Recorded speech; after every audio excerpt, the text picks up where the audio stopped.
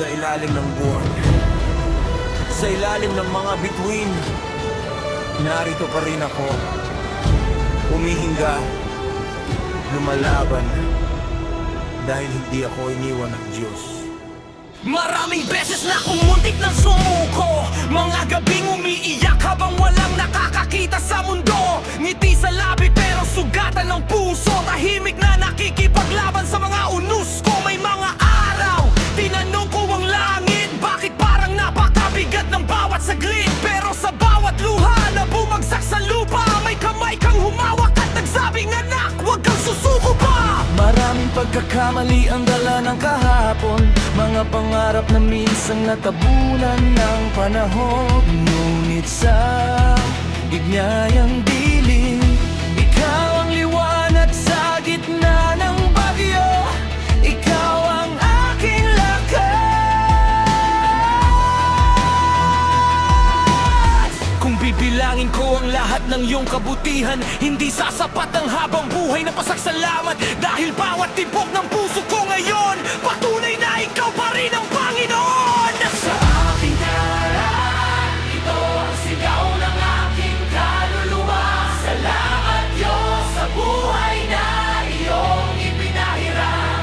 Sa bawat umaga na ako'y nagising, sa bawat biyaya di ko man hiningi, ikaw ang dahilan kung bakit ako narito. Buhay, lumalaban, at patuloy na tumitingin. At sa mga taong nagmahal sa akin noong ako'y mahina at halos bumigay na rin, kayo ang yakap ng langit sa madilim kong gabi. Kayo ang paalala na hindi ako nag-iisa lagi.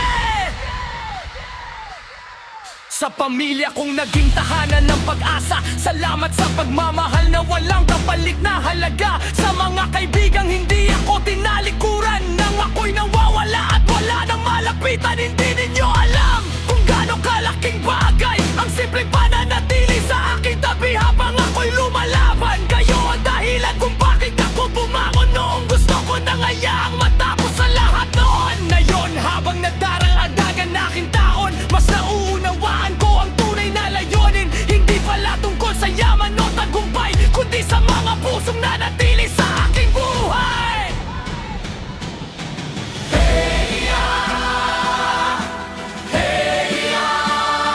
Itaas ang tinig, itaas ang pasasalamat.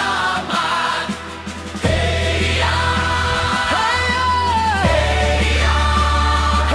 Mula sa sugat hanggang sa paggaling, mula sa pagluha hanggang sa pag-awi. Hindi ako nilunod ng bagyo, hindi ako nilamon ng dilim, dahil kasama ko ang Diyos sa bawat laban, sa bawat hakbang, sa bawat himala ng buhay.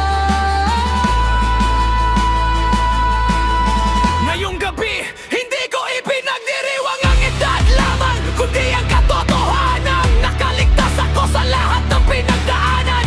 Bawat peklat ay may kwento, bawat luha ay may dahilan, at bawat taon na nadaragdag ay bagong pagkakataong magpasalamat. Kaya sama-sama nating isigaw, salamat sa buhay, salamat sa pag-ibig, salamat sa biyaya, salamat sa mga taong hindi bumitaw, at higit sa lahat, salamat Panginoon, dahil hanggang ngayon ako'y buhay.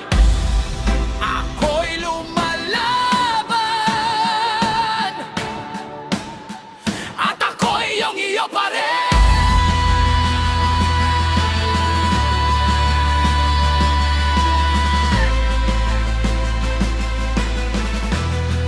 Heya, heya, heya. Sa Diyos ang lahat ng papuri, sa Diyos ang lahat ng karangalan. Heya, heya, heya.